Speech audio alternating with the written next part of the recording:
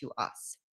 So for many years, I've always had a relationship. My grandfather passed over when I was 9 years old, and I didn't really think about it very much, but I always had a sense that he was still with me. I always had a sense that he was still around my grandmother. I didn't really think about intuition or spirituality so much when I was like a 9-year-old. But I always just kind of knew he was there. Okay. And I would have dreams about him. As I started to do my own intuitive awakening, my grandfather came through many times to my early sessions and meditation and work that I did, oftentimes to, help me with something that I was working on that was relevant to something that we experienced together in a body. But I also remember one really powerful session that happened, and it turned out to be on his birthday, which I didn't know until afterwards. So it was crazy, but I was working with a spiritual coach early on in my journey, and I had the sense that my grandfather came and was talking to me about some ancestral stuff that he had inadvertently put on the family because he had had a very hard childhood, and just some fears and some limitations and some things that he had left behind when he left his body for his offspring and his grandchildren to work through, and that he needed to process those things. And so we did a little mini session, me and my grandfather, right? And I really felt that in hearing him as his grandchild in human form, it helped release a lot of that for myself and hopefully for my other family members. And I really had the sense at the time that it was a deep healing for him as well. Right. So oftentimes our loved ones are with us because they're still working out things. Right. And so we really are, even if you're aware of it or not, they're working on themes that might have been passed along to you or the way that they impacted you. And so the work that you're doing here on earth and the way that you're growing and expanding and understanding and reconnecting with yourself is relevant to your loved ones as well. And, but I really started to realize how pivotal our loved ones and spirit friends can be to us probably in the last couple years. Because in the last couple of years, first I lost some of my favorite teachers. I had a dear English teacher that crossed over, I want to say in maybe like 2021. I had a dear client that crossed over in 2023 or 2022. I lost another teacher. And in 2023, I lost my very favorite teacher ever, as well as both of my parents. So I had a lot of people that I had really, really loved cross over in a short amount of time.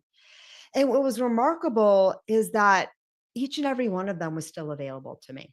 Okay. Each and every one of them was still available to me in different ways. Some of them were still in the teacher role. My dear teacher, John, who was a high school teacher, who had given me so much confidence in myself and my abilities. And I realized the work I did in his class was channeling. I just didn't know what it was called then. And I don't think he did either. But he came through and guided me on a month-long exercise to help me, regain and solidify my connection with my own self-confidence. So it was really beautiful to have John come back and us share that relationship, because that's what he had done for me as a high school student as well.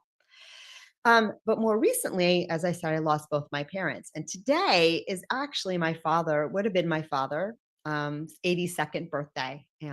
He is now in spirit. And this morning on my podcast, which is another thing that I do, the Intuitive Connection podcast, I actually did an episode with my father. And my grandparents showed up as well. And it was such a cool experience for me to understand, to see what my dad's been working on in the last 2 years since he crossed over, how he views his life, which he's been showing me, in many glimpses in the last 2 years through conversations that we've had when I'm tuned in and connecting with him. But this one was really cool because he was sharing a lot about me, how he sees me, and how our loved ones can often see us in a way that they were not able to fully appreciate us in human form because of their own confusions. Right. But when they get to the other side, he's like, wow, now I really see you. And it's so cool. And you're so bright. Right. And that was so validating for me. And I shared the episode because I think, it can be so valuable for so many of you to understand that even when our loved ones couldn't give us, everything that we wanted in human form, they're rooting, they're cheering us on from the other side. And they 100% see us the way that we desire to be seen. And they only feel for us now unconditional love, right? With no reservation. So that was just so cool as well to have that from my dad and both of my grandparents. It was delightful. And so I do think that our loved ones can play that role for us. The one limitation, my guides say, is that, your loved ones, when they cross over, do not become all knowing, right? They still have a perspective.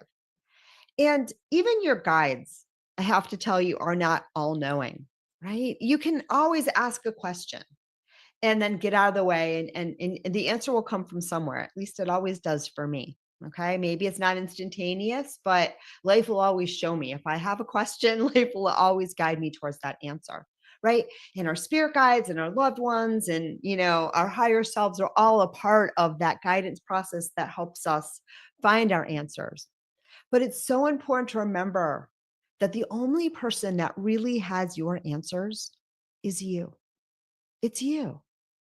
Right? Because life is a beautiful journey. We know everything. We have everything within us. And what we're doing here on this human plane is re-experiencing it, relearning it from the human lens. And your answer will always be unique to you. And your answer will always come through a process of discovery that involves living your human life. Because here on earth, we learn from experience. Okay. And no loved one, no guide, no, written text, all of those things can point you towards your inner truth, right? But you're the one who has to really discover it, right? Because it's really yours and yours alone. And that's the magic of living in this human realm.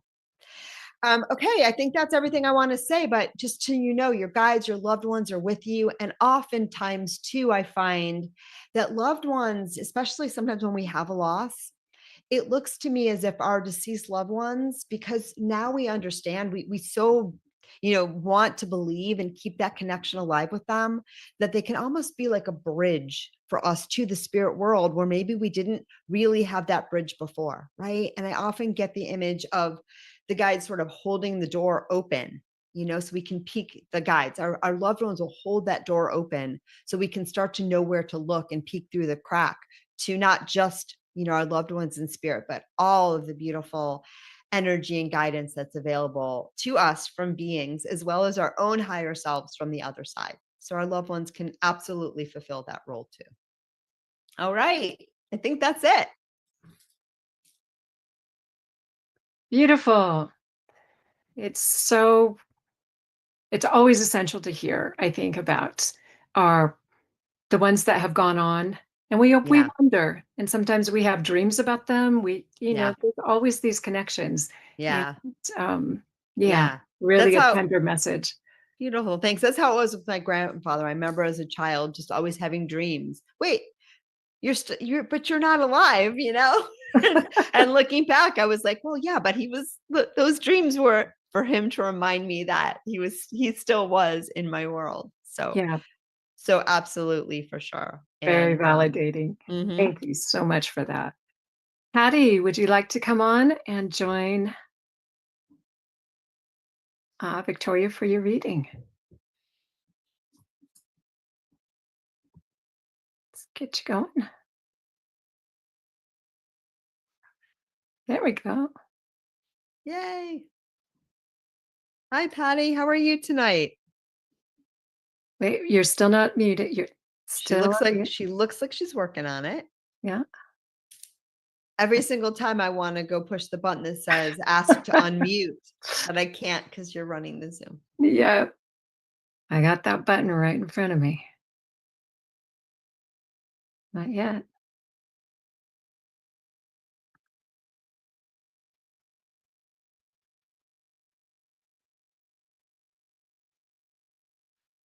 Well, do we want to work on that just yet? Maybe I can help you in the background, Patty, and we'll go to Morgan. Okay. Okay, so I'm going to take you off camera again, and I'll help you in the background on the mute, and we'll go next.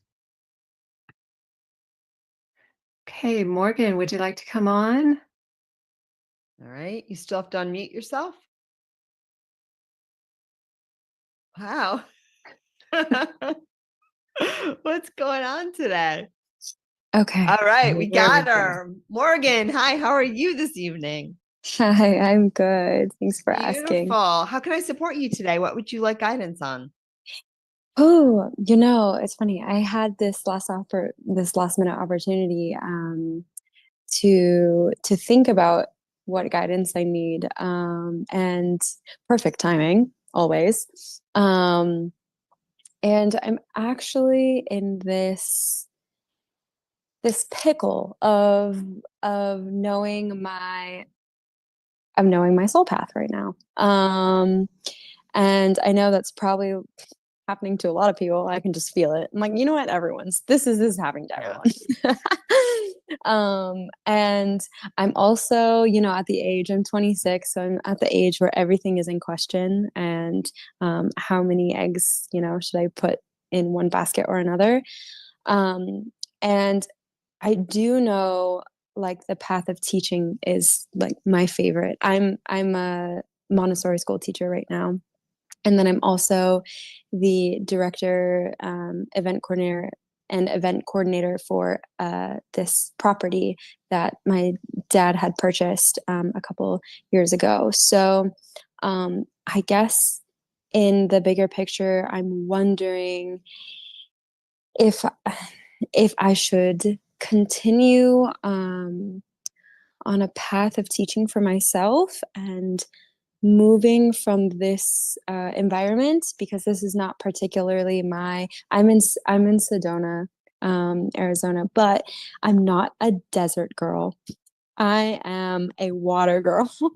I can And relate to that. oh yeah, I'm like, I need some moisture up in this, like whatever it is. So, and I can just tell that well, I can't tell because my opportunities are very equal, moving away and kind of being a very free, independent, you know, like being, and seeing how that goes. I actually haven't lived away from my dad for more than like 2 years. So, and he's been such a great safety net, like God bless him. Or if I should stay and continue working and being in charge of this huge property, even though it brings me a little bit more, stress and less. It feels like it's in my purpose, but I don't know if it's in my Okay. purpose right now. Yeah. You're saying so many beautiful things. So I want to hit them up both general for everybody listening and then specific for you. Mm-hmm. And oftentimes what my guides explain to me, Morgan, is that when we're talking about living our purpose, Mm-hmm. humans often think about what is the thing I'm supposed to do that my soul wants me to do. And we think about concrete things like, am I supposed to be a teacher? Am I supposed to be a writer? Am I supposed to, right? Mm-hmm. And there are many different ways to fulfill your soul's intent. It's usually not just one thing. And oftentimes fulfilling your soul's intent is more about perspective and the way you treat yourself and what you learn from the doing, not in the doing itself. Now, Mm-hmm. there are times there are things that I feel called to do that I really do think are things that, I sat down before I came in and said, wouldn't it be fun if I could do that? Right. And so we have some of those too. Um, but it's not, I don't believe for most people, there's, like a movie story of the journey of, I came onto this earth to do this thing, right? There's Mm-hmm. many different ways that we can express ourselves. And often humans get really caught up in the doing, Mm-hmm. but our souls are way more interested in the experiencing, right? And what we gain from like trying out these different things. Okay. So that's the first general thing that I want to say. And then in terms of the specific, and oftentimes too, I'm going to say generally, but this is going to lead into your specifics. Oftentimes, I think more and more people are feeling the call to be more purposeful in their doing, in their lives, in their careers, and kind of everything, because I think it's part of this awakening process that we're all going through. Whereas before, there was an external metric that we all thought we needed to meet. And we thought the path to happiness was to, do whatever our culture said was like the most valuable thing to do or the right thing to do. Or sometimes our goal was to do the wrong thing to do, but like we were very much tied up in, the 3D way of doing things and understanding things and what was good and what was bad. And following that path, we often don't find our joy as readily because it's hard to know what is going to uniquely light you up if you're looking to what everybody else thinks. Right? Does that make sense? Mm-hmm. And so when Absolutely. we're, when people are like, oh, you got to get this kind of job, or you have to make this much money, or you have to marry this kind of guy, or you have to live in this kind of place, a lot of those are things that other people think, but they may or may not ring true for you. Right. And so when we're thinking about living more purposefully, what we're really thinking is living more in alignment with ourselves. What excites me? What do I feel like doing right now? Right. What lights me up? What interests me? And I think that for a lot of people, that's what living more purposefully is kind of following and aligning with your joy, right? Like there are days when, the day is over, I hang up you don't hang up the Zoom, but I log off the Zoom after a session and I go, oh my God, I get to do this. I'm the luckiest person in the world. Like I get to do this and people pay me money for it. How cool is this? Like that's living in alignment, right? And if I didn't feel that way tomorrow, I would probably stop doing it. And I would just do something else that was fun and probably of service as well, but who knows? Okay. One more thing, and then I'm promised to get to your specific question, but I'm hoping a lot of this is landing even as we get there. And the other thing is you are 26 years old. I'm the mother of a 26-year-old, and I was 26 once too. And I can tell you a lot can change, right? Between now and the rest of your life. And as someone who changed careers, like at least once, many times, if you consider like different iterations and different things I explored, and I don't think anything was wrong with any of them. Right. Mm-hmm. And so you really want to be asking yourself, what do I want to do now? What feels right now? And of course, at 26, you're looking forward. So you're looking, what I do now could lead to this, or this. And that's totally fine. But just remember that even if you try to create a roadmap for the rest of your life, and some people do that, and I don't think that's how you flow anyway, but like even if that's how you think you should flow or whatever, you simply can't, because your life is going to keep presenting opportunities for you as you grow and expand and try new things. You're going to constantly evolve. That's how life works. So I think for you, you want to have a 2 to 5 year loose plan. The same way if you're like going to Europe with 2 friends and for sure you want to see this and you want to see this and you want to see this and you want to see this, and you want to make sure you have enough money in your pocket, enough clothes that, you won't have to walk around naked, and maybe a place to stay when you first get there. But, and I think this resonates with, but you want to leave a little to chance too, because life is fun and you don't want to figure it all out because then you can't explore. Okay. So they're inviting you to do that too. Okay. Now they're going to ask me to ask you a question without trying to please anyone else or figure out where you're going to be safe or secure or anything else. Right now, of the things that you do, like career wise, because that's what you're asking. You're asking about that aspect of doing. Okay. But they, and they actually say leisure is okay too. They'd love you to share that too, because that impacts some of your decisions as well. What are the things right now that when you do them, not that you think I should, and you're trying to figure out, I should be a teacher, I should be this, but like, what are the aspects of your world right now that you actually just spontaneously enjoy? Like what's fun? And they could come from different things. Certain aspects of managing a property could be fun, whereas other aspects of teaching could be fun. Yeah.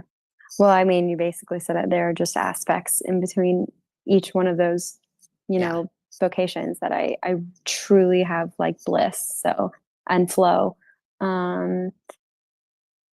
But I think the biggest thing on my end is anytime that I get an opportunity to help other people connect, or I get connection. And I know that that is almost my purpose, whether it be in teaching or event coordinating, or, you know, that connection is like the hugest part of my soul. Yeah. No, Um, I see that. yeah, I really love it. And I don't know. Your question was, you know, what are aspects, I guess, of Yeah. What aspects of your life right now are fun for you that you get excited about? That and when you're doing them, you feel like, oh, I can do this is great. Not right. here, like I think I like doing this. It's like a body. It's a body. It's a Yeah. physiological Because they're response. very different things. You can Yes. say, I think I like to do this, or, you know, you hang up the Zoom. I'm sorry, I'm just going to say it like that because that's how it feels. Sometimes I'm Yeah. on the phone, you hang up the phone and you're like, I can't believe I get to do this. It's not a thought. It's like a Yeah. full body, like, oh my God, Yeah. this is my life. It's a feel. Yes. Yeah. And, I, you know, it doesn't have to be all the time, especially when you're in a mhm, context like you are, you're working for somebody else. So, you know mhm, what I mean? Like typically when we're plugging ourselves into someone else's existing mhm, structure, you know, it doesn't, it may not all be joyous, but you know, right. ideally a lot of it is. Right. Yeah. Well, I think the biggest part of working on like the property here would definitely be, you know, um, coordinating the events. Like for me, that's the example of trying to help connect people and Yeah. putting together something that is, you know, top notch joy. So most of the events are usually involving like music and dance and you know, a certain gathering ceremony, like something you know, purposefully connecting people. So Yeah. And you're um super good at it. My read is that you're super good at it. You're excited about it and it's fun. It's really yeah, fun. Yeah. it's super fun. I think that is what life is about, actually. In my value system, on my priority list, it's like, It's on mine. I know, I'm like, joy's at the top, and if that's, and then connection's like right there, and I'm like, and Yeah. that's why everyone loves pickleball. So Okay, I've never played pickleball, but everything else, right, I never agree with mind. you. Yeah, no, I know. I'm like the only 55 plus person in San Diego who Good. doesn't play pickleball. Oh, that's funny. But You're in I'm San like Diego, and I'm like, oh, that's I'm 90% sure it's just me and me. it's But just you and you. yeah, the only one. Yeah. But again, you got to follow your joy. And you know, my guides have explained to me again and again, like what excites you, Hmm. that's your soul guiding you. And again, we've been Hmm. taught since, you know, it sounds like you've had a little bit more you know, more advanced instruction, but most people, Hmm. especially of my generation, are taught, whoa, if you're having too much fun, you know, you're Hmm. not going to get anything done. And it's the opposite. When No, we yeah. follow what really excites us, that's the kind of motivation that just things just flow. Things just Mhm. flow. And your soul is here to explore and have fun. So I love that. With the teaching, I'm gonna tell you what I see, but you tell me if it resonates with you. With the teaching, I feel it's a mixed bag. I feel that you have a really playful component. So when you are in the space with the kids, like you literally are like you go into the space with them. And like, you know, it's not that you're like a child or anything like that, but like you're in their inner world with them. And Mhm. that's a beautiful thing for you. And it's a beautiful thing for them. It's really, really special because you just have this ability to really connect with them by getting in their inner world rather than doing what most adults do, which Mhm. is like, get out of there and, you know, do what I want you to do. That's exactly. Yeah. And it's a beautiful, beautiful gift. I also get that you can learn a lot from doing this. So you know, I had kids. I've always loved working with kids like my whole life. But the first, I would say prior to moving to California, actually. So the first 12 years of my practice as a counselor in particular, usually anywhere between like 30 and 60% of my clientele were children. And you know, the skill set that I learned from working with kids, I mean, I think it's made me grow as a person, as a counselor, like, you know what I mean? Because and for you, I think it reconnects you, or you're still pretty young, keeps you connected with that fresh, playful side that I think is going to be helpful for you no matter what you do moving forward, including working with adults, which eventually I think you'll probably do. So I think you're learning a lot right now from doing it. So whether it becomes your life's work or just something fun that you're doing now, I think it's fruitful. I think it's something that you enjoy. What I get that you maybe enjoy a little bit less is, and I know Montessori is more loosey goosey, child centered than other things, but it still feels sometimes a little bit like herding cats and like, you know what I mean? You're probably starting to wake up to the fact that the cats should just be cats and shouldn't be herded around all the time. Does that make sense? Yes, that's so funny that you bring that up because I think I had a better question that helps me a little bit more. Is that yes, with teaching, I've had this ongoing pattern, or I don't want to say problem or issue, but in the teaching world, it's been about teaching and teaching something very well and mastering that. And I've been, I think, trying to resonate with the kids a little bit more and not particularly been able to like balance my professionalism and like being in the world with them. Yeah.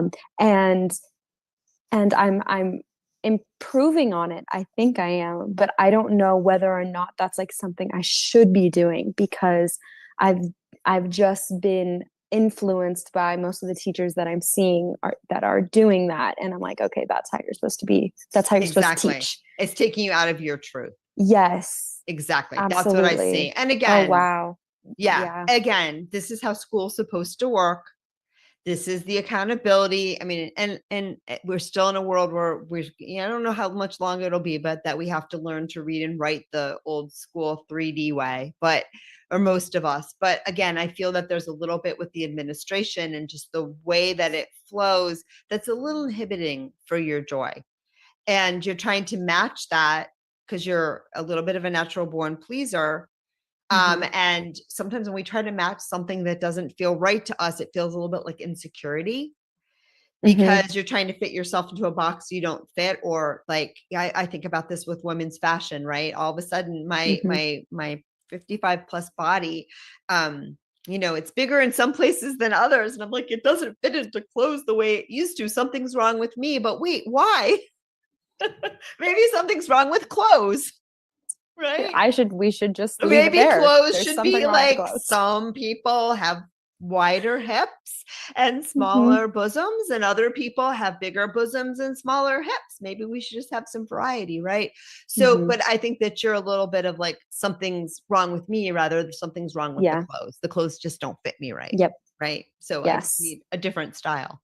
Mm-hmm. So I think you're learning that from this experience too, which is great. One thing I could see you doing in the future, I wouldn't necessarily stop what you're doing now. I think teaching is actually, if it doesn't crush your soul in terms of your self-confidence, I think it's really good. And it'll give you an opportunity to like figure out how to balance those two things, but just stay true to yourself. Even if you're doing something because that's what's required, it doesn't, it doesn't mean that what's required is really, if it doesn't feel ultimately right for you, you can fold that page over and say, someday I'd like to do this a different way. But I also feel at some point you may want to start a camp, right? Something that's just pure joy, purest exploration. And, learning, you already understand innately, Morgan, that learning can happen in that exploration process, or at least you're learning that. Right. And so there's so much that you can like teach kids when you're not trying to structure and make them sit down and learn, and I know Montessori is less like this and other things, but I also know that most schools actually, they prioritize a certain skill set. But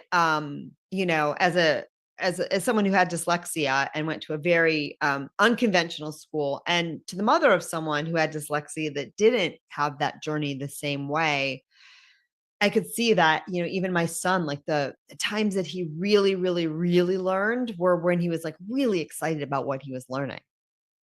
Right. And that was true for me as well. Like when I was like really excited about something, then, Like I was, if I really wanted to know about that, that person that I was fascinated with, then I was going to learn to read the darn book. So, you know what I mean? So I feel like you might enjoy doing something like that, some kind of a camp or something like that. Could be another side biz. Mm-hmm. But I do think the Montessori, you're getting skills from it. Now, yeah. Yes. Yep. Yeah, absolutely. I actually don't think I would want to do anything else. I am such a believer in like getting paid in experience. I'm like, well, I don't know how else I'm going to get paid for this, but Yeah. this is a beautiful way in my end anyway. Yeah. And I think it may not be the last thing that you ever do, is what I'm seeing. Yeah. I just don't, if you look at your role models, if you have like teachers that are like in their 40s or 50s, like you could do anything. I just don't see it for you, but you live your life however you want to. But I wouldn't even be thinking about that. I think you're just collecting a lot of different tools and skills, and you're going to weave them into doing your own thing. I think you're actually learning more and more how to balance what you want, what you think, what you feel, with other people's expectations, and learning that it's okay to have a disconnect. How do I navigate that disconnect? How do I navigate that disconnect elegantly and lovingly, but without feeling like, you know what I'm saying? Like I have to squeeze myself into this dress because this is the only size offered. Right. Yeah. Or the size offered is the one I have to fit into.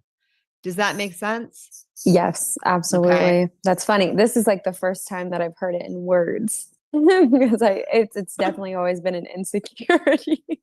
Yeah. But it's very natural. It's very natural for us. That's why I use the clothing example, because probably every woman can relate to that. And probably some men too, though men get a lot more custom. You know, when a man buys a suit, right? They like at a certain level, they're like, oh, we're going to make it fit to you. But a woman is like, right? You have to make yourself fit the suit. Yes. Yeah. But anyway, and men out there too. I know a lot of us. I know the time, but there's only 3 people, so we'll get to everyone. Okay. Well, but I shouldn't have articulated that. But when I'm in the flow, I just say everything. But anyway, but so yeah, I would think about that. Think about the fact that I'm learning to navigate when something doesn't feel right to me, or it doesn't feel like a fit. It doesn't mean I'm wrong, and it doesn't even mean they're wrong. Right? That's one way of doing things. It's not my way of doing things. I'm going to find my truth, and then I'm going to have to navigate finding my truth in a world that doesn't always match it. Okay. And so I think that's what you're working on right now. And I know we can't get to the other issue on here. And I know it's a little bit of a deeper issue because I have some backstory.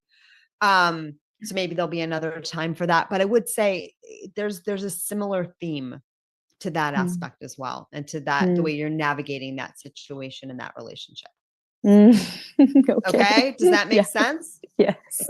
Okay. Absolutely. Sending you a ton of love. I hope this was helpful. Thank you so much, Victoria. Yeah, you're beautiful. Good luck with everything. Okay. Bye. Thanks so much, Morgan. Thanks for the prompt, Allison, and sorry about that. But we're good. Yeah, we may have one more guest. I'm not sure. We'll see. Okay. It always works out. I've had clients forget the time of their appointment, have a life or death, like huge issue, have 15 minutes left of their session to address it, and it gets done. Time is so beautiful when we just let it happen. So true. Okay. Wonderful. Ready. Patty, shall we try it again? Yay.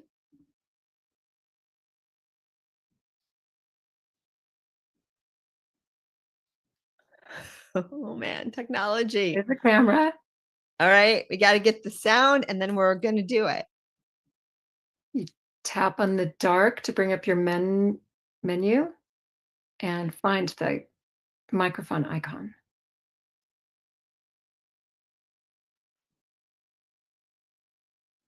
If she can't find it, but I know she's going to, I'm sending her so much vibes. I was going to say she could message me, but then that's probably going to be more complicated, right?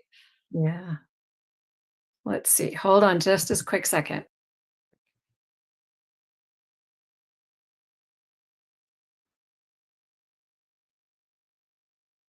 She's asking for help. Oh. Now I know the secret.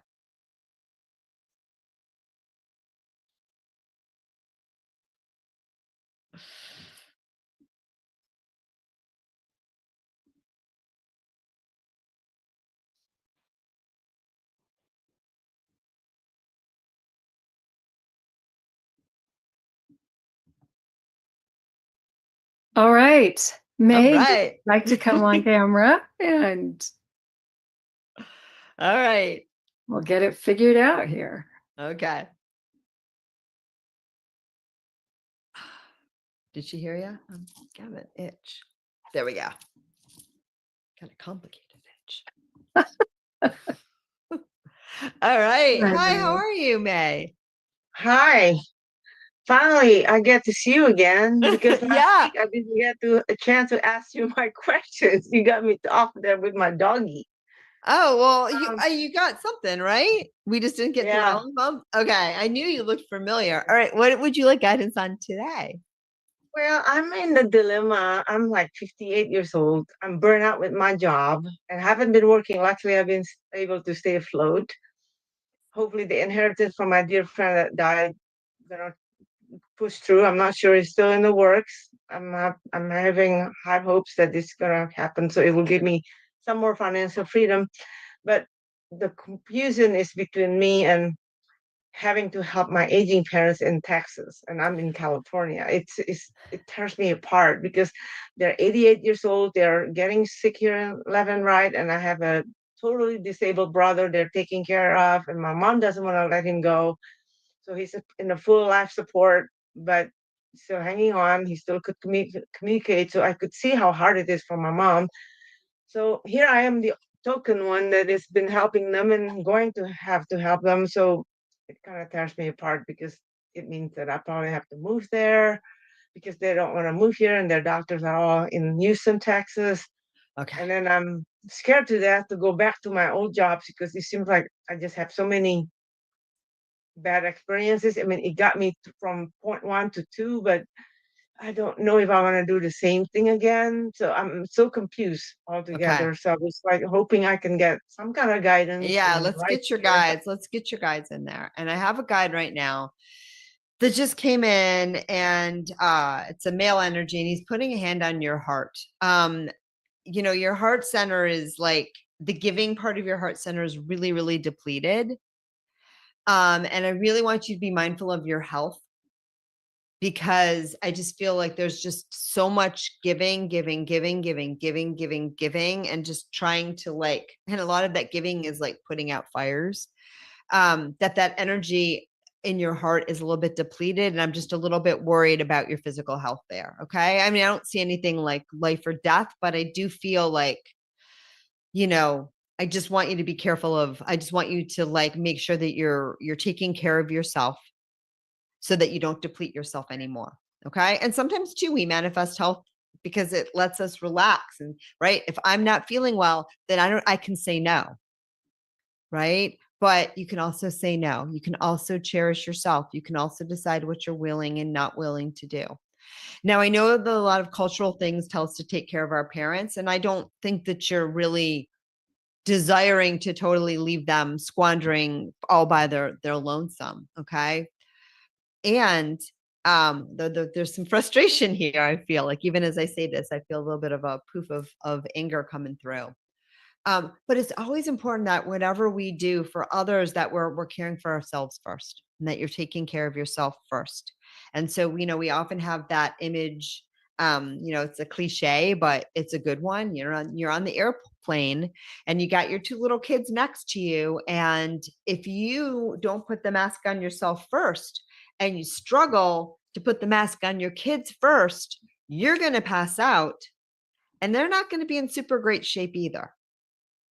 Right. And so it's always important that we are mindful of taking care of ourselves. And the guides say, not just so we can support others, but because it's our job to take care of ourselves. We actually matter first and foremost, not in a selfish way, but in a self-honoring way.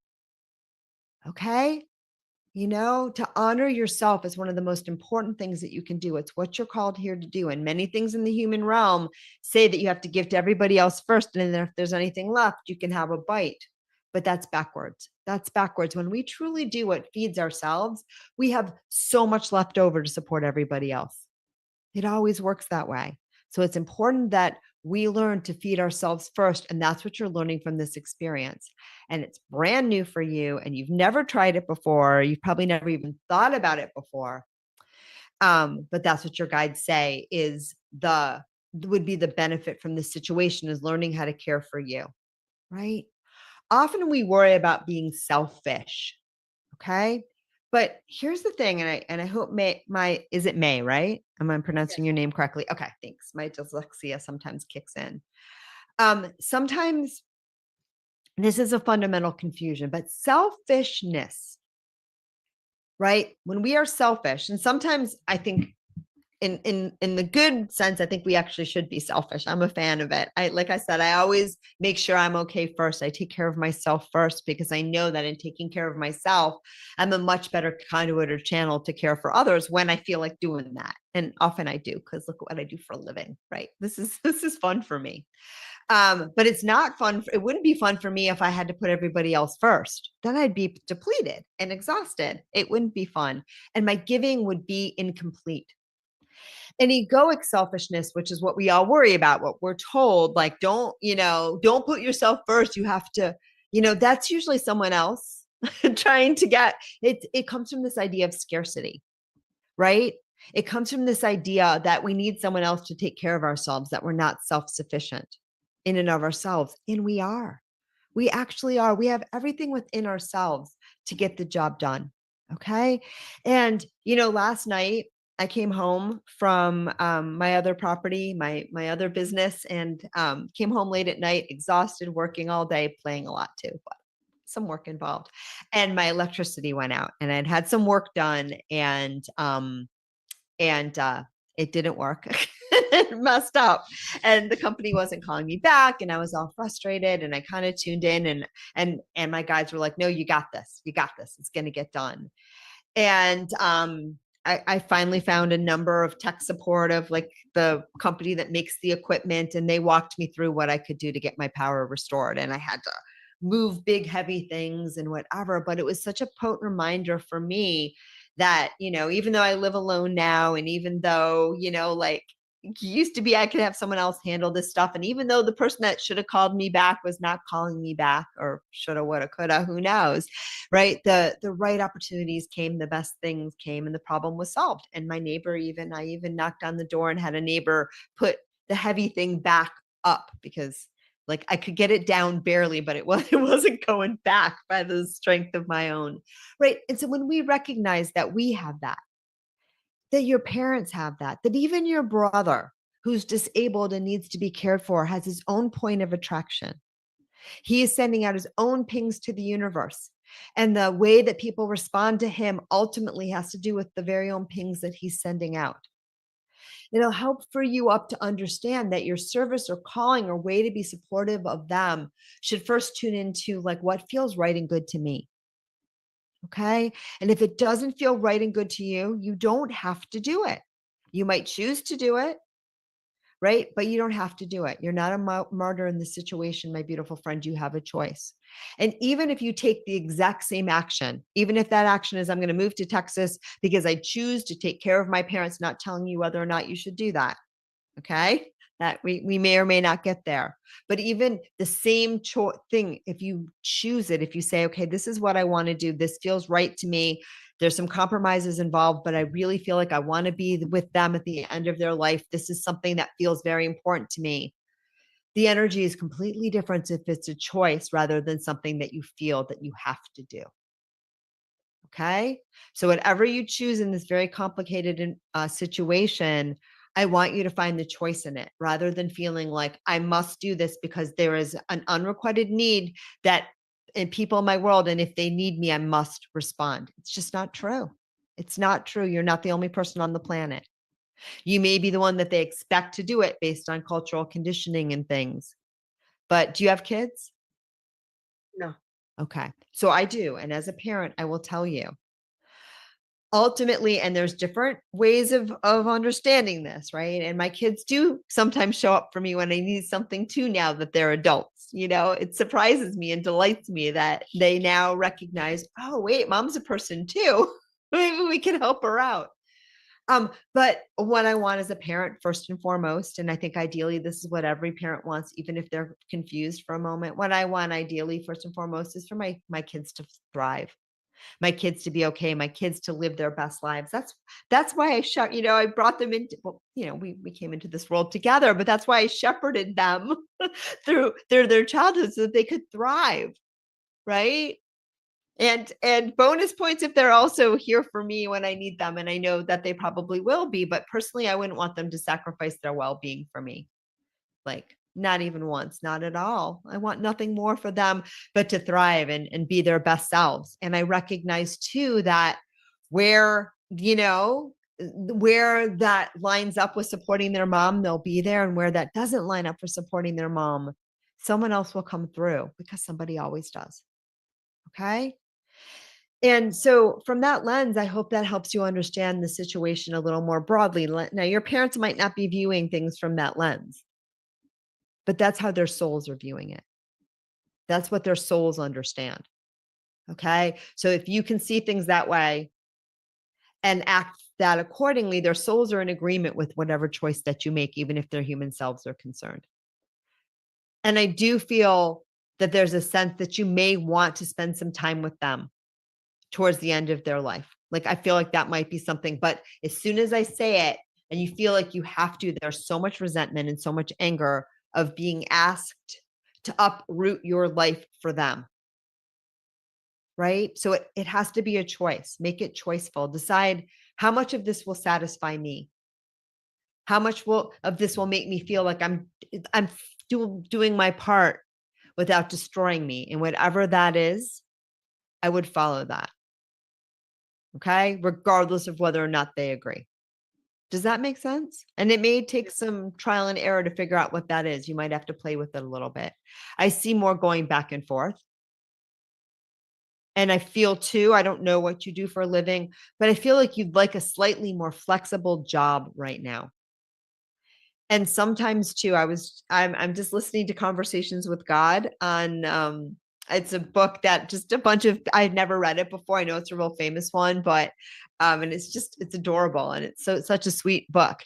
And, one of the things that, God was saying today was, oh, and I got to find the thread again, but around, and I see this all the time for clients. So this one's not surprising. And I see it in my own life, when you're starting to feel like, oh, I don't want to do this job anymore. Oh, I don't like it. Oh, I'm resentful about waking up every morning. Oh, please make it stop.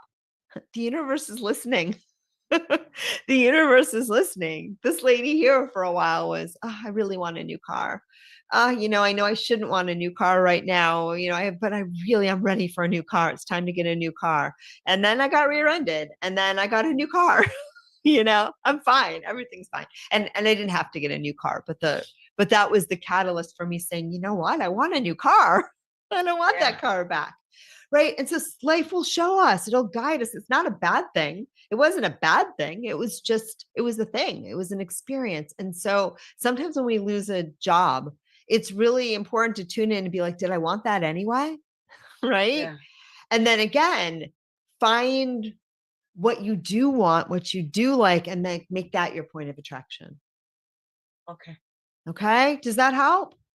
Yes. Thank you so much. You're so welcome. And your energy just brightened up, and do take care of you. Okay. But your energy looks so much better now.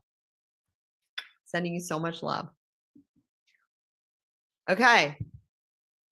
Do we have one more? Are we doing it?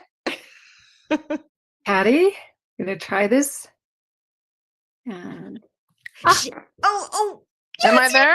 yes, You did it. Oh my God. I'm Well, so excited. Allison helped. Well, there was a lot of anticipation on my part, Patty.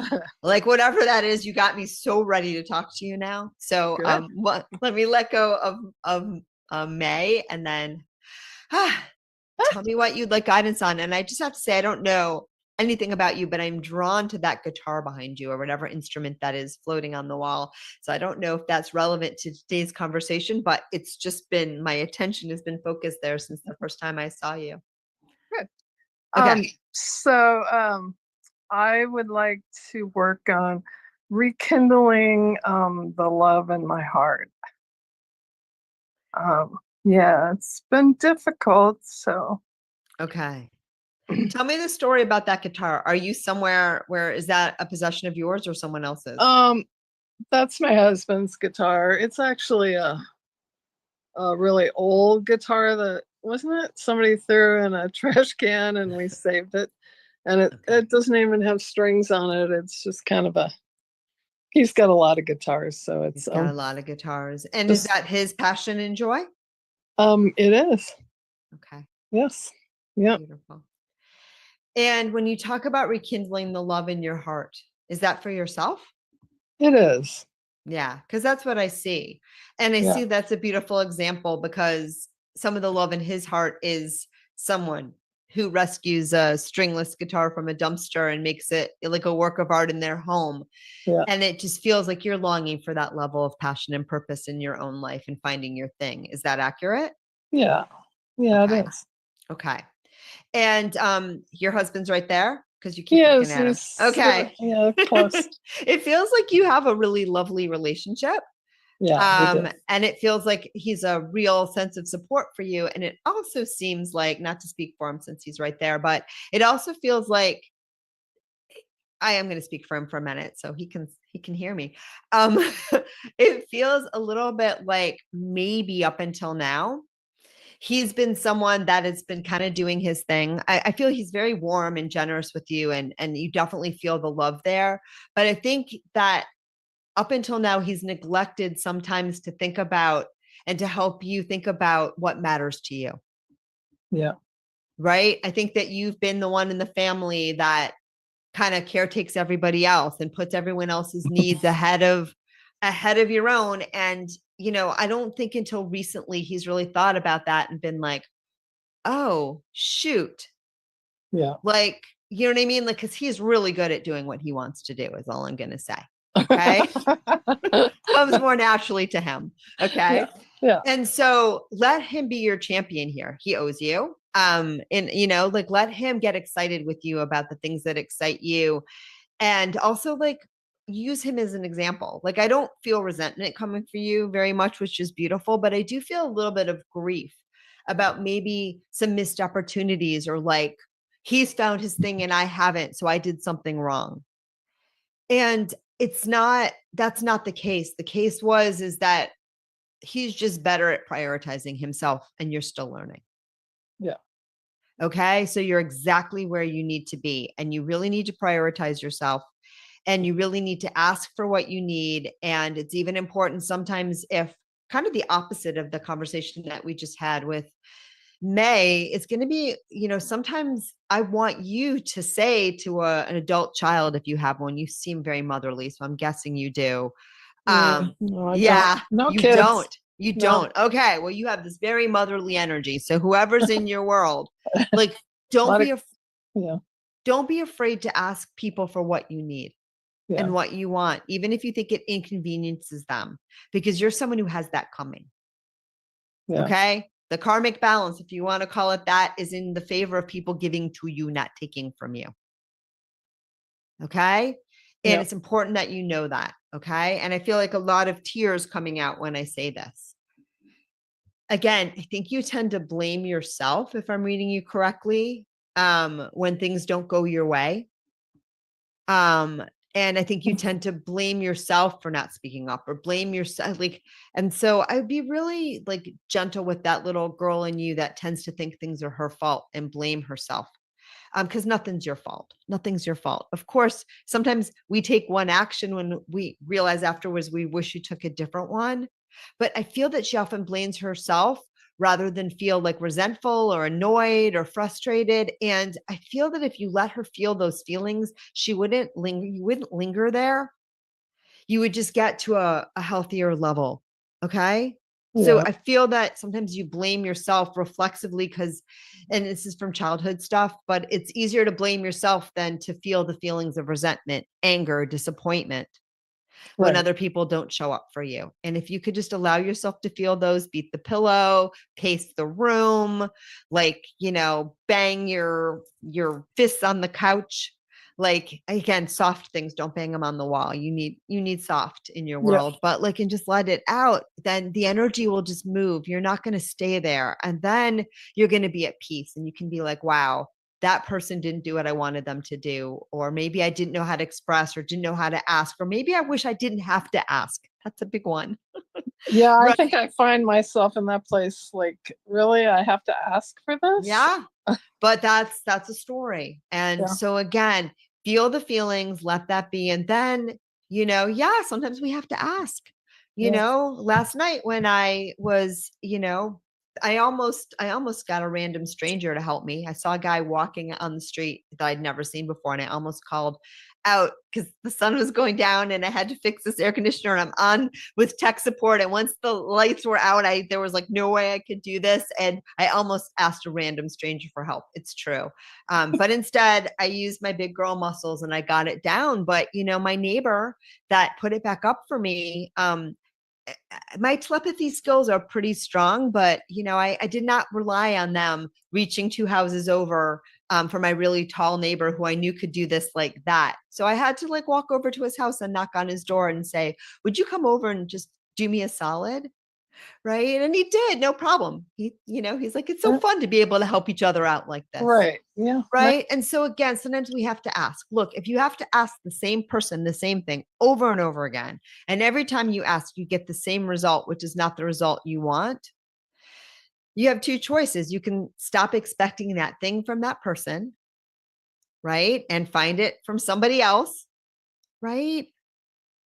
And enjoy what you have about that person, or you can walk away from that relationship, and only you can know what that choice is. But not everyone is going to fulfill every need, right?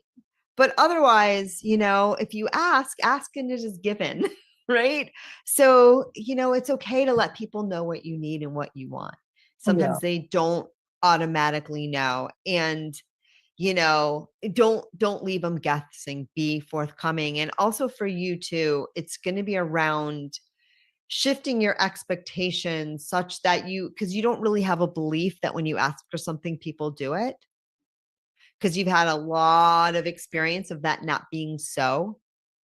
So in order to sort of change that programming and that energy pattern, right? Look how many times Allison helped you with that microphone. See how supported you are?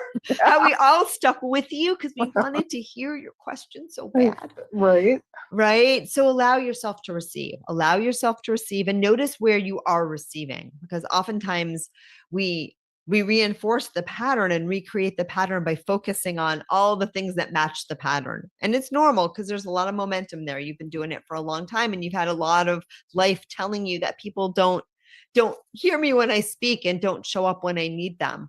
But plenty of people do. I see it. And so start to notice and appreciate where they do, and then soothe that part of yourself that's frustrated or disappointed or hurting when they don't, because that's just energy that wants to move. Does that make sense? It does. Yeah. Okay. Is there any specific question? So that's the secret to your heart, and to feed yourself, and to often too, the guides say for you, give yourself what you desire. Okay. Because sometimes you don't do that either. Sometimes you're looking to someone else to give you permission to feed yourself, to do what you want. And nobody can give you permission. You have to give you permission. Yeah. Okay. I have a story of, I love to go to concerts. I don't love to drive, and I don't love to drive home from concerts. I find it very stressful. There's parking issues and getting out of, okay. And when I was married, my husband did not mind driving home from concerts when and so that was an easy fix. And now I'm single. Sometimes I have a friend that wants to drive home or go with me, and sometimes I just want to go by myself. So the other night, it was a go by myself. I was meeting a friend, but she was coming from another direction. And I said, to heck with this. This is stressing me out. I'm going to get a car service, not an Uber, but like I'm going to spend my big bucks and I'm going to get like a guy, And I did it and it was perfect and wonderful. And then I spent weeks like trying to like justify, was that okay? Right? Right. Like we live this life to please ourselves, Yeah. right? Yeah. If you can do it, do it. Give yourself permission. Give yourself permission to do what makes your life easier, happier, more joyful. Like that's what you're craving. Yeah. Okay. And it may be something very different for you, right? Because sometimes we're like, somebody else wouldn't spend their money that way. But if it brings me joy, that's how I'm going to spend mine, right? So it doesn't matter what someone else would do in your position. It matters what you're craving and what would feed you. Yeah. Okay. Well, I like that. Beautiful. Good. I know we almost have to stop, but I feel that there might be one more question in there.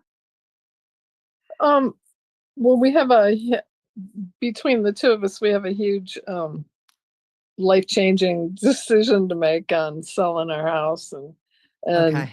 and I think that we both have health issues right now, and so it's kind of like, is this the right time? I feel like we should grab it because I don't think it'll come again in a long time, and so That's not accurate. That's not accurate.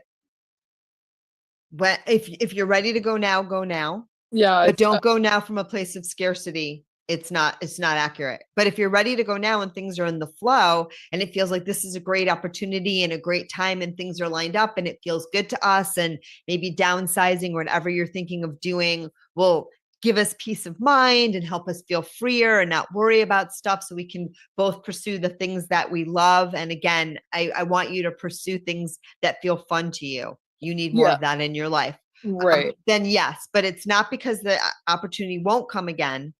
It would be Right. because this just feels like a really in the flow opportunity. Okay. Yeah.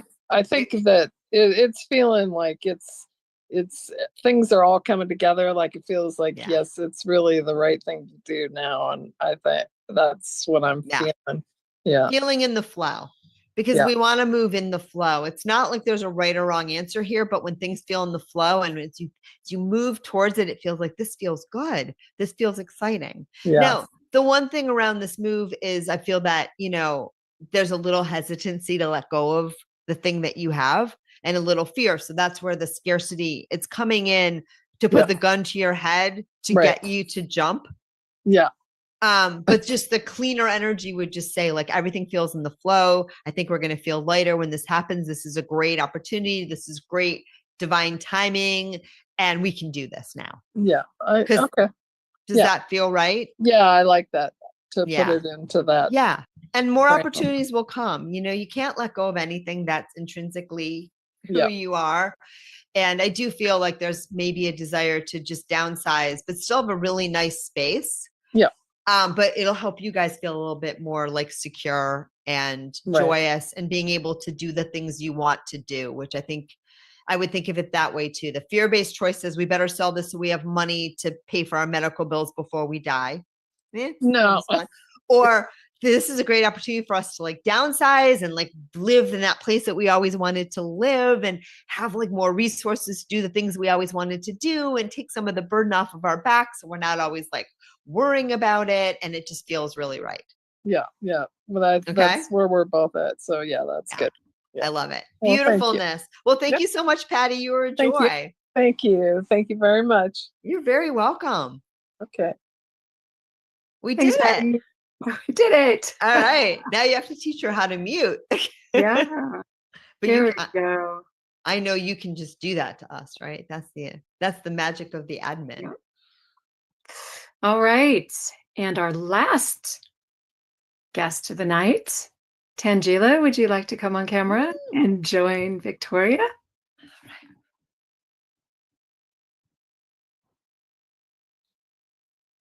Sure. All right. Your guides are I know you have a targeted question, but your guides are speaking, and they're speaking in such a way, I think it'll be okay.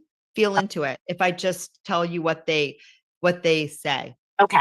Go ahead. Okay. And then you can ask me a question too, but it's super general what they're saying. Okay. And I also could be totally wrong, in which case just make me look good.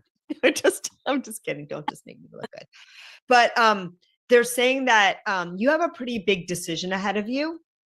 Like it's a pretty like significant crossroads decision. And what they want you to know is go with your heart, go with the thing that you think you want to do, take the leap. It's 1,000% correct.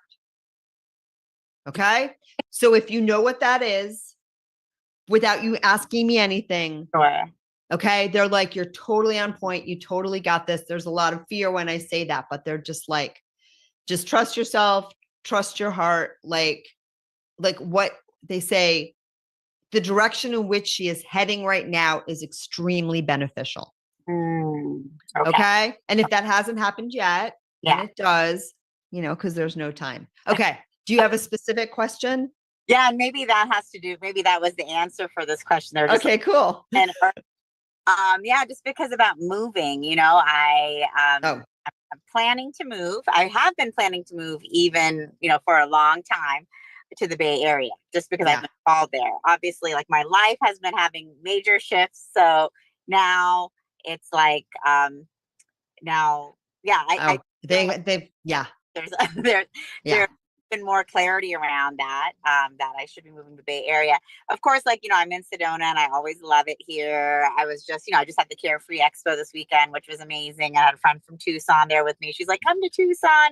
So, you know, I feel like I'm being like kind of pulled different directions, which is fine. But I think, you know, it doesn't have to be tomorrow, but ultimately, like my plan was like after San Diego and Scottsdale to really shift to the Bay Area and just, you know, start my new chapter there. Okay. The guides are ready to go. They have so much to tell you. Number one, before you even talked about moving, I felt like a real dryness in your chest. Like it's sort of hard to breathe where you are sometimes. Like the dryness is just like, that's what they were showing me. It's like, sometimes it's hard to get a full breath where you are. Like, so I feel that like either metaphorically or physically, you need a little more humidity in your life. Okay. So that would, you know what I mean? Like, I just feel like you'll breathe better there.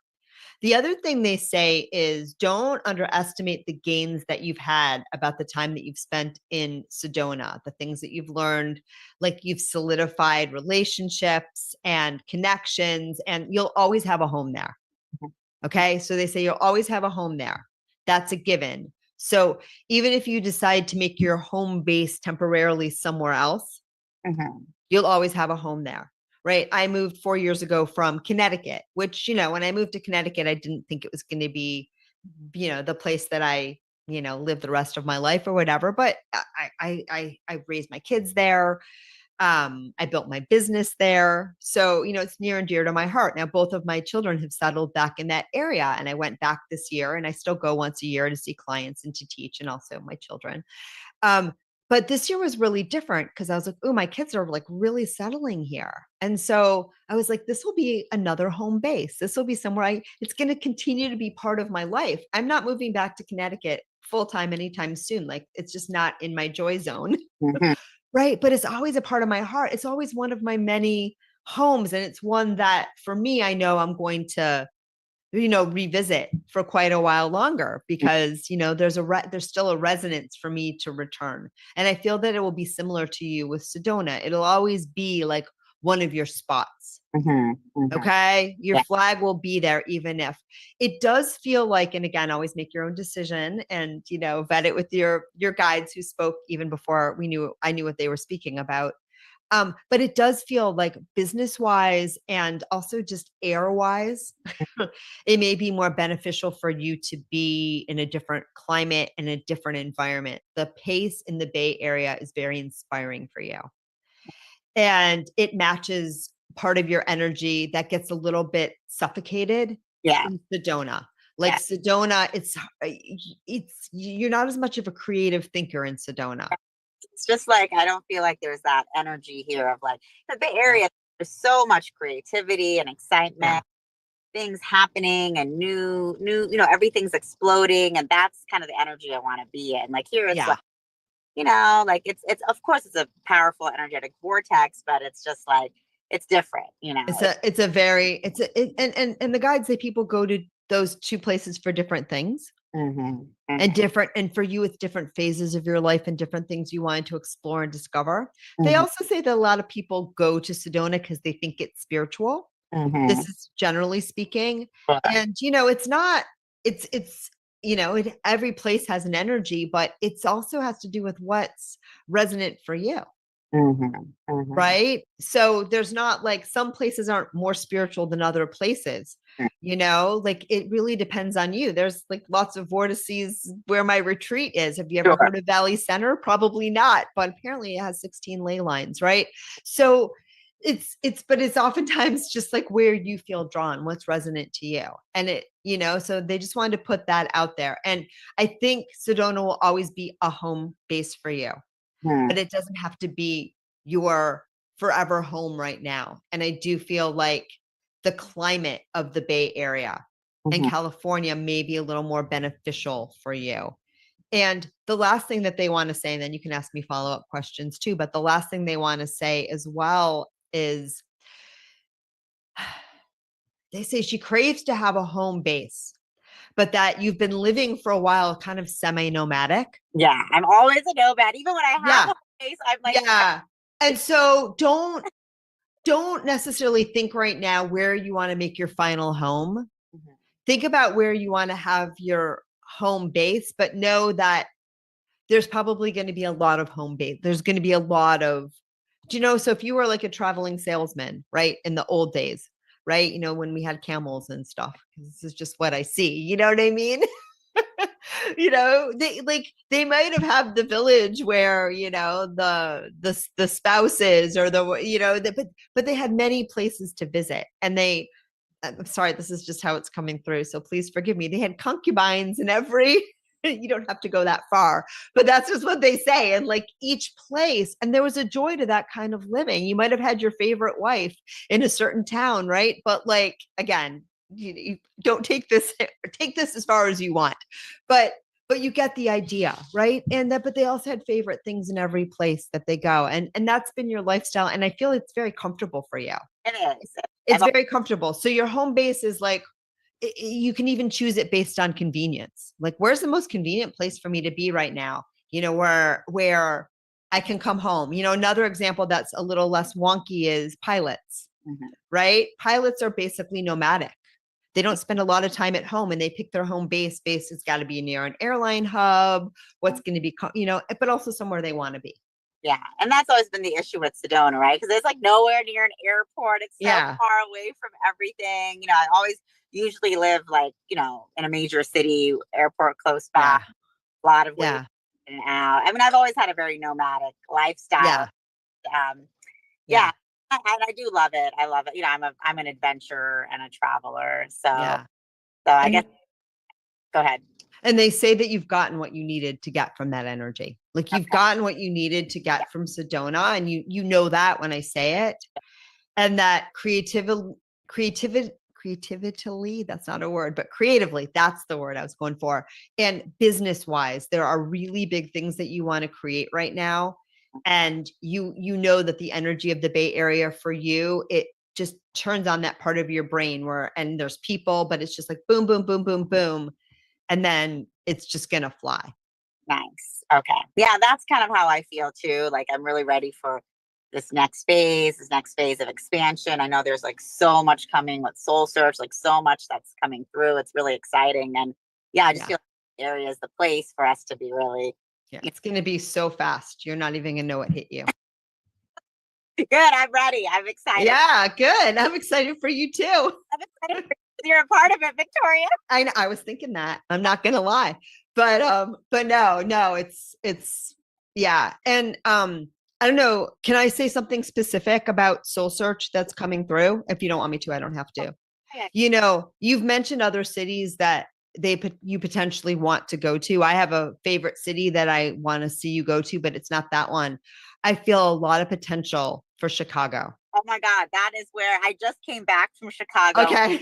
We're definitely going. We're planning a big, I haven't announced it, but we're planning a big event in Chicago. Okay. Oh, sorry. Okay.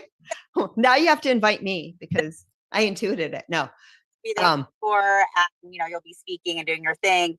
But yeah, and the field is bringing it through. Even today, even this weekend in Carefree, I was just meeting tons of people from Chicago.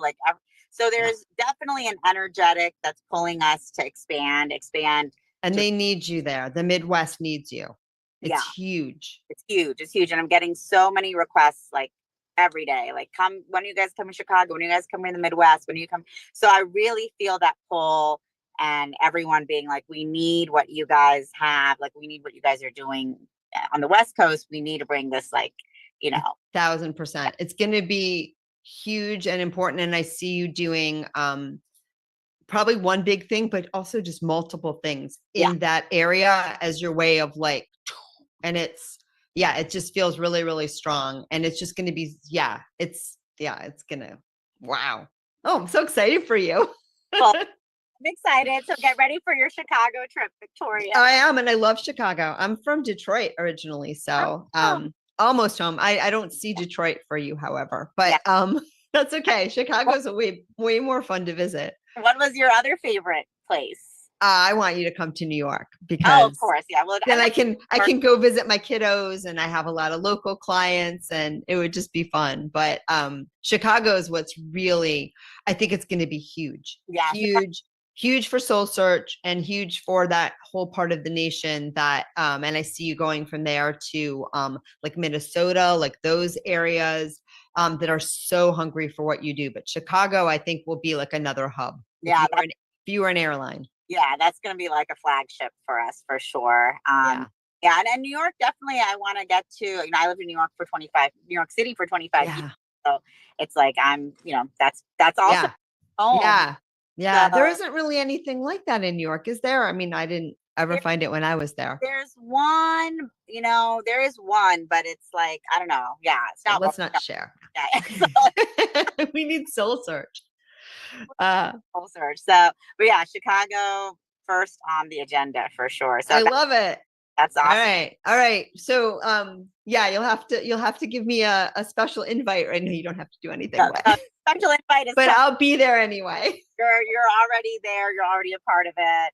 I already saw that. So it'll be exciting. So I'm excited. All right. Beautiful. And thank you for all the beautiful work that you do in the world, Tangela. I always say it, but she's not only a powerhouse, friends, but she's just one of the most heart-centered individuals doing this kind of work that I've ever had the opportunity to interact with. That's why I'm here, for real. And so just thank you for being you.